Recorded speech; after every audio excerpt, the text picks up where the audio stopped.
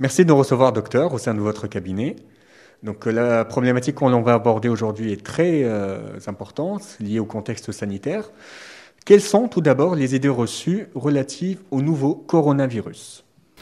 Merci pour cette occasion que vous nous avez donnée pour parler un peu de l'actualité actuellement.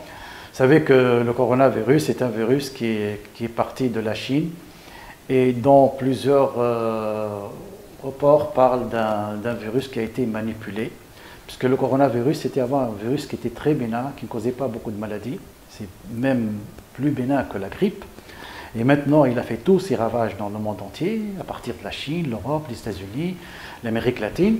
Et donc, on a l'impression que c'est un virus qui est plus grave que d'habitude. On a l'impression que c'est un virus qui est plus grave que la grippe. Donc, moi, je dis que c'est un virus qui va récupérer son état sauvage, ça veut dire son état naturel, après la manipulation. Parce que tout virus, au cours de l'évolution, va subir des modifications qu'on appelle des mutations.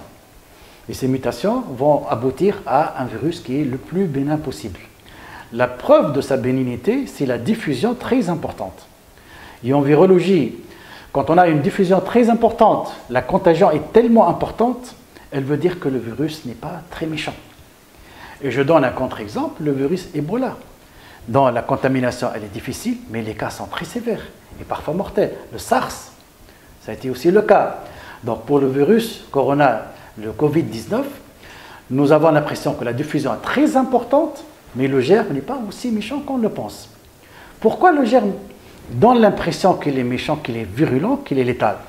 Parce que la diffusion est tellement importante et que les moyens de précaution, que la prévention elle ne se fait pas dans les meilleures situations. Donc, ce virus atteint souvent les sujets d'extrême d'âge, atteint les sujets tarés et les sujets fragiles.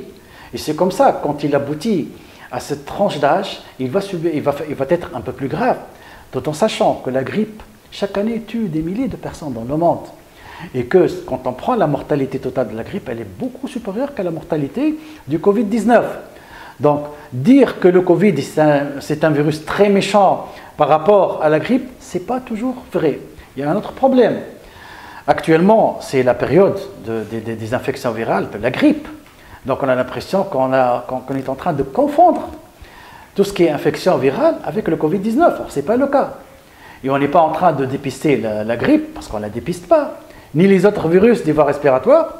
On est en train de dépister seulement le Covid. Et quand on dit Covid, on dit 90% d'asymptomatiques.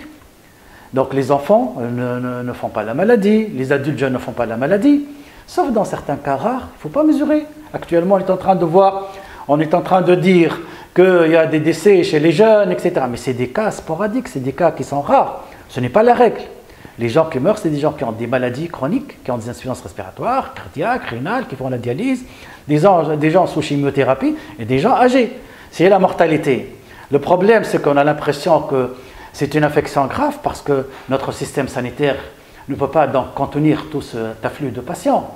Et parce que nous avons des patients qui probablement ne sont pas des Covid, mais quand ils pensent, qu'ils doutent qu'ils ont le Covid, vont aller directement vers les unités de soins. C'est pour ça qu'on a des combles au niveau de nos institutions sanitaires. En parlant du système sanitaire tunisien, comment jugez-vous la stratégie qui a été adoptée par les autorités sanitaires en Tunisie face au Covid-19? En fait, quand on parle de stratégie, il faut parler des deux périodes. La période de mars, avril, donc la stratégie était anticipatrice. On avait vraiment précédé la grande vague d'infection Covid et on a fait le confinement, on a fermé les frontières et on a fait les mesures barrières et ça a été efficace. Et lors du mois de mars, d'avril, on rigolait sur le chiffre de 1000 cas en Tunisie. On disait comment ça se fait que c'est vrai qu'on ne faisait pas beaucoup de tests. Donc maintenant, on ne sait pas est-ce que vraiment il a une stratégie ou pas, parce qu'on a l'impression qu'on est en train de gérer au jour le jour. Et c'est comme ça qu'on a l'impression qu'il y a un affolement, il y a un peu d'hystérie médiatique aussi, qui donne l'impression que nos hôpitaux sont complètement comblés, nos médecins ne font pas le nécessaire, les urgences sont pleines, les services de réa n'acceptent plus des malades et tout ça. On a l'impression qu'on est en train de gérer la situation en live. Mais le ministère ne nous a pas donné l'impression qu'il y avait une stratégie, peut-être qu'elle est en train de se constituer actuellement. Et surtout qu'on n'a pas d'idée sur le comité qui dirige cette stratégie au niveau du ministère. On ne sait pas sur quelle base seront prises les décisions du confinement ou de la fermeture des frontières. On a l'impression qu'on est en train de chercher une stratégie qu'on n'arrive pas à atteindre facilement. La preuve que nous avons maintenant des foyers qui sont en train d'éclore dans un certain nombre de gouvernorats. Nous avons un nombre très élevé de patients ou de Covid+, parce que je dis toujours Covid+, pas nécessairement malades.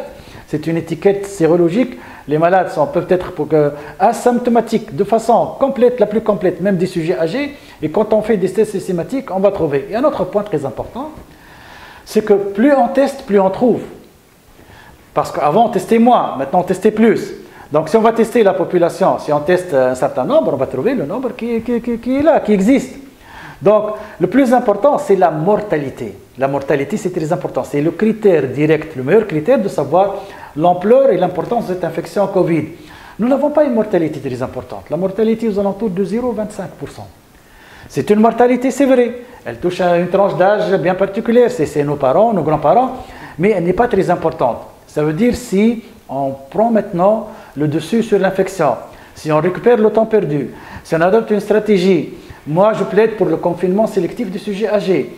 On laisse les institutions ouvertes. Notre pays ne supportera pas davantage cette crise économique. Donc on pourra vaincre avec notre comportement civique, avec le lavage des mains, la distanciation. Toutes les mesures barrières doivent être donc respectées partout. Et on a l'impression que ça commence quand même en Tunisie. On est en train de voir beaucoup de personnes dans l'avenue, partout qui portent des... Ça, c'est un bon signe. J'espère qu'avec ça, on va vaincre et faire disparaître le Covid du pays. Merci pour toutes ces précisions, docteur, et on vous dit à la prochaine.